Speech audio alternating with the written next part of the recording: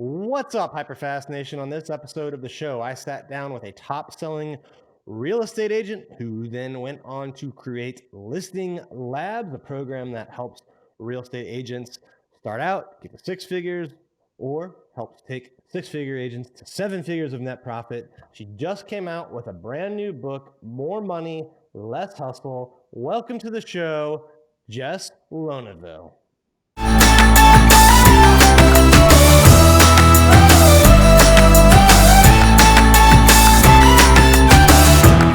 Welcome to the show today, Jess. How are you doing? I am fantastic. Thank you so much for having me. Yeah, thank you for being on the show today. I know we've got a lot of great stuff to talk about. Your book just came out recently. Before we dive into that and what's going on with the market, why don't you give our listeners and viewers out there a little sense of who you are and what you are up to these days? Absolutely. So I am Jess, and I kind of grew up in the business. I joke around that my mom got her license when I was in kindergarten, and so did I. I actually got my license and started selling real estate when I was 21. I sold for 14 years, built a multi-seven-figure lean team, and then several years ago got out of producing and started the Listings Lab, which is our company that helps agents scale to seven figures. And May 17th, so not even a month ago, my book launched. It is called More Money, Less Hustle, Becoming the Seven-Figure Real Estate Agent. I actually just got my physical copy today because I live in the Bahamas and everything here takes forever to get here. So I've put my hands on it for the first time today, so it's kind of exciting. And yeah, I mean, the book's been doing really well. It's #1 in Canada and the US, and people seem to be loving it, which I'm super grateful for because you never really know. Well, congrats to you, certainly. Let's jump into the book a little. More Money, Less Hustle, Yeah. seven-figure agent. What does it mean to be a seven-figure agent? Your definition of that. Yeah, so the way that I always look at it is that you are earning seven figures of profit. So I think that the way that I've always looked at it is so many people think that seven figures is such this big crazy goal, and it really doesn't have to be. Seven figures, and the reason why I push the idea of seven figures is because that's the level that I believe that most agents truly get that trifecta of why they got into the business in the first place, which was unlimited income potential, unlimited freedom. So freedom to set your own schedule, freedom to, really feel like you have control over your time and being able to help a lot of people. So there's a reason why I kind of push that seven-figure concept, which I think for some people feels really overwhelming, but it really doesn't have to be. I talk to agents every day who are like, "Oh, I want to make 250 or 300,000 a year," and in my opinion, that's actually the most painful place to be in your business because you are quote unquote successful, you're doing well, but you're also likely wearing all of the hats in your business still. And you are the bottleneck of your business. Your business likely won't grow a tremendous amount past that without some sort of team or some sort of leverage. And a lot of the time what happens is you don't have any concept of that time freedom, schedule freedom piece that was such a huge part of why you got into the business in the first place. Yeah, I think the 250 level is really hard if you're a solo agent. Yeah. Less so if you're a member of a team, but as a solo agent, you've got to do everything. You're also in a pretty bad tax bracket because Yeah. the rate starts to go up, but you don't have enough. You probably don't have enough assets to do some of the stuff that people making more money do to help with Yep. the rate. And you probably don't have time to figure that all out. So I do think it's a tough spot to be in, but it's one that a lot of people seem comfortable in. Like they Exactly. maybe have their breakout year in real estate, make that big jump up, they get to 250, and then 5, 10 years later, they're still there. Why do you think so many people get stuck there? I think because there's a lot of people who get into real estate who are good at selling real estate, but aren't necessarily really great at running a business. And I think getting to that level requires a complete business model shift that I think people get overwhelmed with. the idea of going from a single agent, doing everything yourself, being able to not have to worry or rely on anyone else, to actually building something that is actually unlimitedly scalable, it can be really daunting for a lot of people. What do you think the key, like the first step, someone who's listening to this show or maybe reading your book, what's the first thing they need to do if they're at that 250 level to get on that path to seven figures? I usually start with we call it an energy audit. So we look at everything that is on that person's schedule. Like, what are you doing? What are you actually spending your time on? And then really look at, categorizing everything that's in there. What are you not good at? What do you not like doing? And also, what are the lowest value items that are on that list? And start removing those things. And Tim Ferriss has taught this forever: eliminate, automate, and then outsource. I think so many agents, they outsource first, which is such a big mistake, not only from a time standpoint, but also from a money standpoint. Why would you pay someone $20 an hour or, $30,000 to $50,000 a year to do a repetitive task that a piece of software can do for $500 a year? It's just super inefficient, but it's the way that things have always been taught, because a lot of the trainings on how to scale a business or how to scale a real estate business in particular are from like the 80s and the 90s. So what we want to do is we want to look at the most efficient ways to reduce the number of hours that this person is spending on work things, or replace that with higher leverage activities. So, I hear all the time, well, why would I pay someone $30 to do this thing when I can do it? Well, the answer to that question is you pay someone $30 to do this thing, and then you spend that hour on a $1,000 an hour task. A lot of the time I can look at someone's schedule and I can value out everything that they're doing on a daily, weekly, monthly, yearly basis, and I can tell them how much money they're making.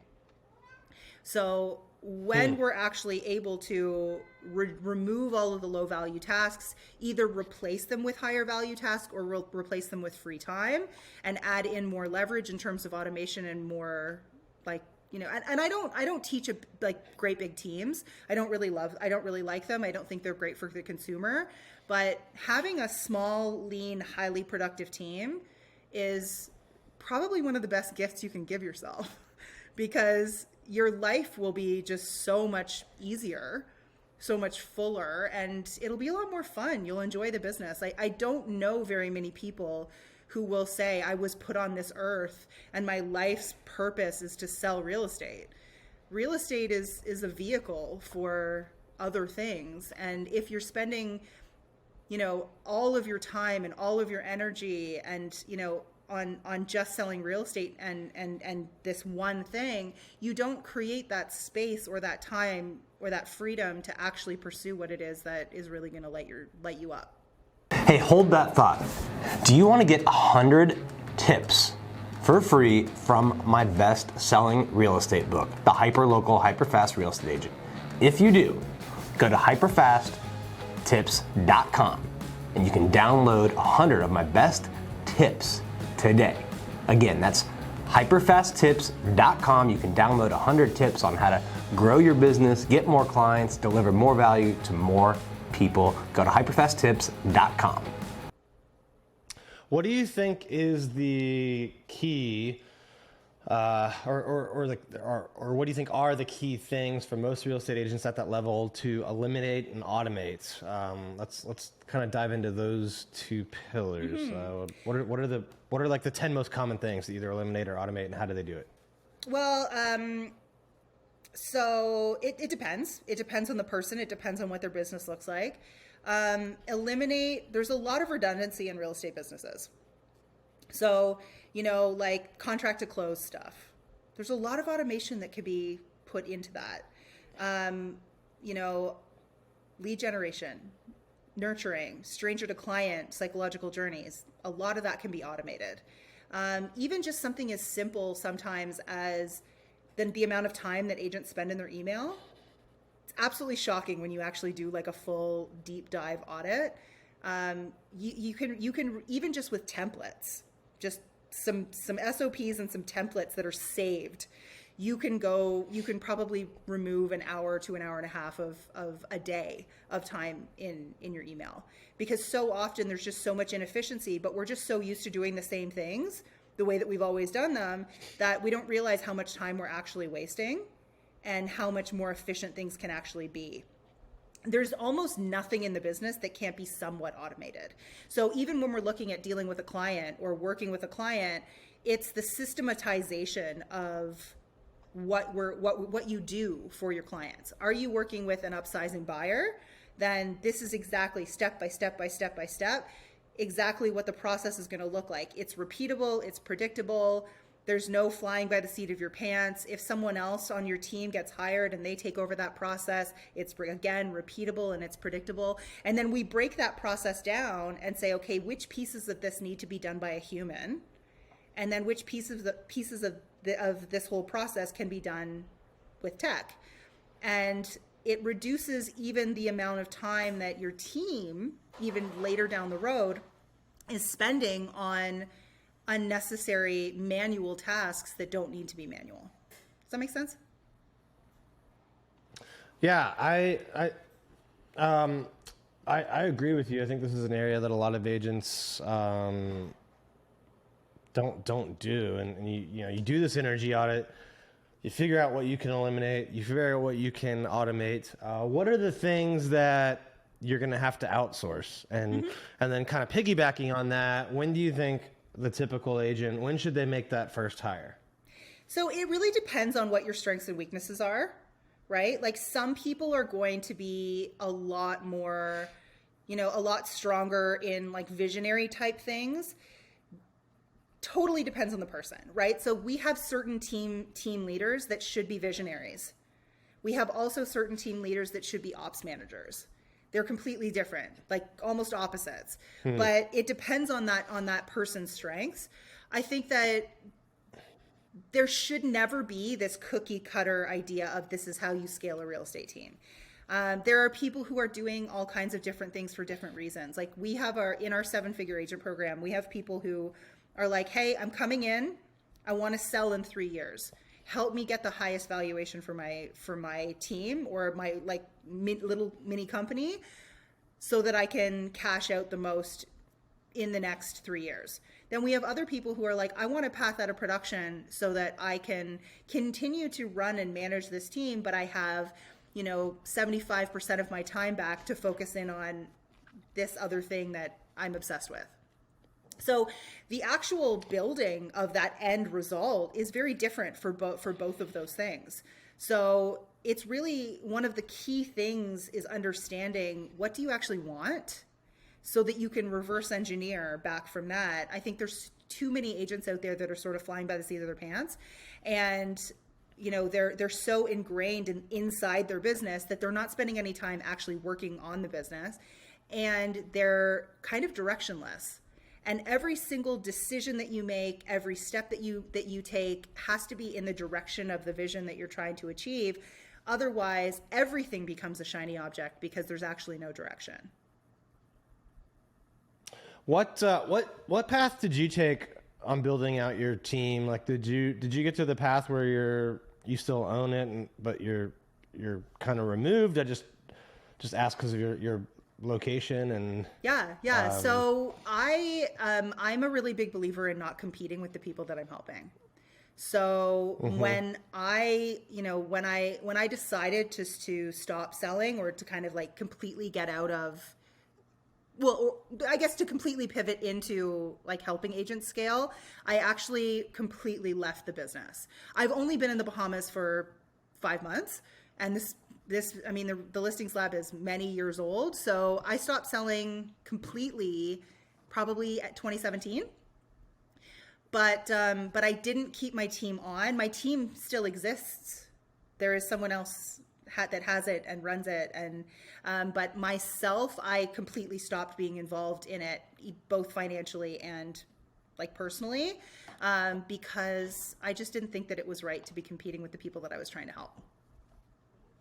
So did you end up just walking away from the team, or sold it to someone else, or how did? Well, to be honest, the original deal was that based on the current form of the business that I would get a referral or a certain percentage for everything that happened. It never happened.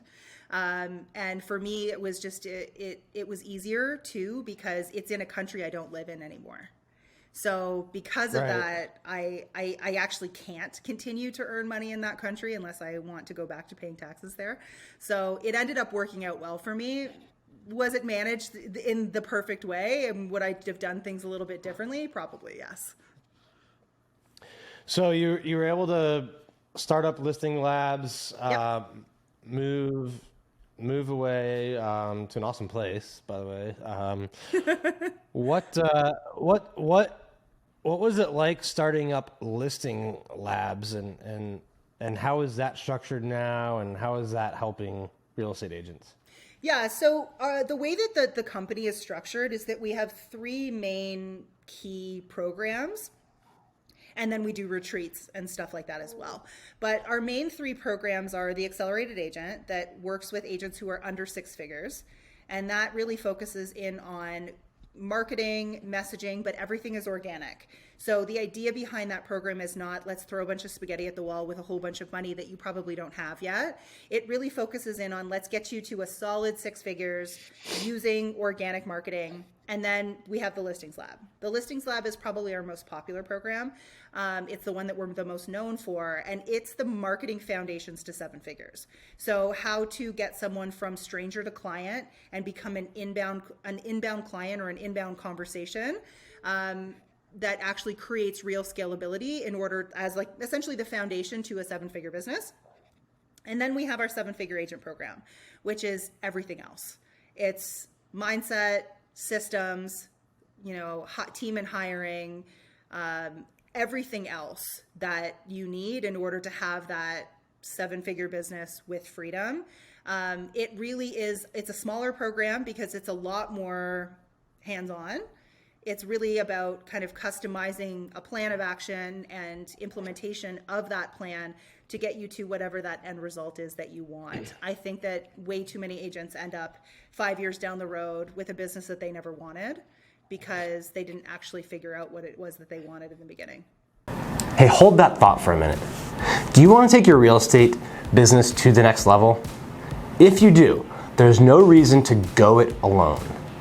Learn from people who've been where you want to go. Carrie and I have sold billions of dollars in real estate. We've netted over seven figures for 7 years in a row now, and we want to see if you would be a good fit to work for us. We don't work with a lot of people, but we want to give you a chance to get on a free strategy call to see if we can help you get your business to the next level.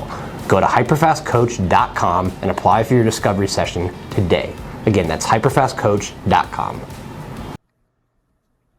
What are you currently teaching your agents? Right now, summer 2022. For those of you listening or watching, what are you teaching them in regards to how to prepare for whatever changes you may or may not think are coming to the real estate market? I think that the everything that we teach will create sustainability. I think that I've been talking about this for a couple of years, that I expected a market shift. I'm glad it's happening. I know that there's a lot of agents out there that aren't. I'm glad it's happening because I do think that it will reduce the number of agents who probably shouldn't be in the business. People who aren't running real businesses, who aren't, maybe full time, who aren't really truly focused on this as like a serious business owner. I do believe that there will be a shift in terms of the number of agents getting into the market, but also the number of agents that are actively licensed. And it'll, we maybe in the past we've been more of like an 80-20 rule in terms of 80% of the business goes to 20% of the agents. I think we're shifting around to more of like a 95-5. I think that, the people who truly stand out, not only with their marketing, but also in terms of the scalability of their business, the quality of the service that they're providing their clients, those people will thrive, which is in any industry what we want, especially in an industry that doesn't always have the best reputation with the general public. I think that it's an opportunity rather than something that we need to look at as a negative. What do you think the shift will look like? Do you think it's something that'll happen everywhere? Will it be depending on the region? Are we looking at huge price declines, or is it more of transaction, just the transaction volume going down, which we've definitely seen transaction volume Yeah. go down in the I last mean, few months. I think that it'll be in pockets. I think that there's certain areas that we're still seeing are absolutely crazy that aren't feeling the shift at all. I was talking to someone earlier today about the transition from California to Texas and to Tennessee and to, I think that there's a lot of things happening in the world that are also driving some of this transientness. I think there's a lot of people moving to Florida. So there are certain markets that I do think will remain relatively strong, especially because there's such an influx of people coming in. I think it depends on where you are. I think immigration is going to have a really big immigration, or the transientness that I was just talking about is going to have a really big impact on the market. But I do think we're going to find a balance. I think that just like with any correction, it's not 2008. Nothing leading up to now looks like 2008 did. I don't think that we're going to have a full crash, but I'm also not an economist. So I think that what we're experiencing now is just like a readjustment, and everything's going to be fine. The people who, people buy and sell real estate, whether interest rates are 2% or they're 18%. But I think that focusing in on, why people are moving, understanding why they're moving, and being able to provide a really great service, you will have, the longevity in your business that other people don't. And the way that you business plan, your primary business should probably only be 30% of your overall wealth plan anyway. So, if you're properly financially What are the other components of a wealth plan? I mean, yeah. it So if depends on 30% is the business, what do you recommend? I mean, the way that I would set myself up personally would be like 30% equities, 30% actual physical real estate, 30% primary business, and 10% play. So 10% that you can risk. I mean, at the end of the day, we're all entrepreneurs and we want to be as responsible as possible, but there is an element of risk that got us into business in the first place that we like. So I like to keep 10% of play, that if I angel invest into a business that, any business that you angel invest in has about a 1 in 67 chance of actually like returning that money. So having that 10% that, could be your big winner, but also, that you're okay with losing. What about the real estate component? Let's talk about that. You said 30% in that. What types of real estate do you like? I like residential real estate and I like buy and hold. I'm not a lover of flipping. I also come from a market that you can't flip anymore. There's just the margins aren't there. So, I really like the idea of, appreciation being a small component of it, but having someone else pay down that mortgage over time and, accumulating that wealth over long periods. Even if the prices do drop a little bit, if you hold for 15 years, who cares? Right. Yeah, I agree. If you have cash flowing real estate, you're going to sleep a lot better at night, no matter what the market does. Doesn't matter what the market's doing, you're fine. Well, I love everything you said about eliminating, automating, outsourcing, the energy audits, overall wealth strategy. I always like to wrap up with a HyperFast round if you are ready for some rapid fire Q&A. Absolutely. Here. All right, what's your biggest piece of advice to a new real estate agent? Results take time, results don't take time, they take courage.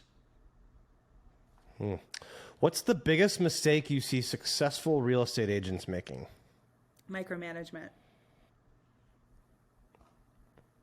What's one thing that a lot of agents don't do that you wish they all did? Understood human psychology in their marketing. I think it makes the rest of the industry look really bad. If you had to start all over as a real estate agent and you couldn't take any of your money with you, any of your connections or your reputation, you could only take what you've learned from selling and helping others sell, what's the first thing that you would do? I would build an audience on social media. All right. When you're not working on your business, what would we most likely find you doing? Playing in the ocean, snorkeling. Oh.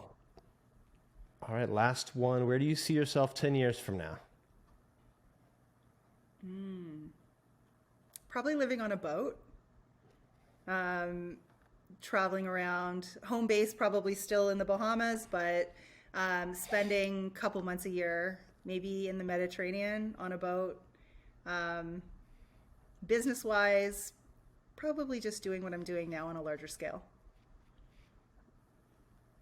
All right. Well, thank you for being on the show today, Jess. The book was called More Money, Less Hustle, correct? Yep, more money, less hustle. And Becoming where a can 7-figure real estate agent. where can people get a copy?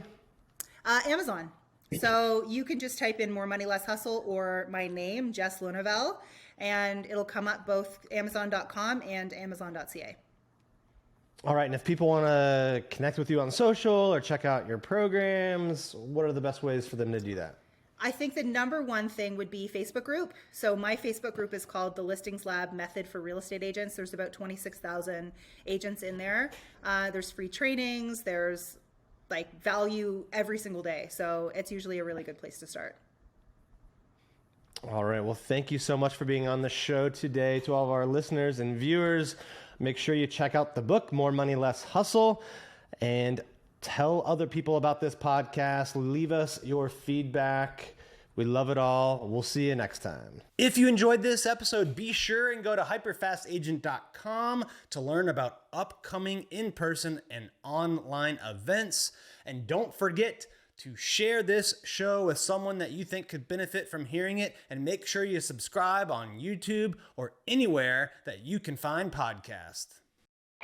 Thank you for tuning in to this episode of the HyperFast Show. Subscribe to us if you want to make sure you get the latest and greatest HyperFast shows. And remember, we love reviews. Reviews help us bring better and better guests and improve our shows. So give us the good, the bad, and the ugly. We hope you enjoyed the show, and we will see you next time.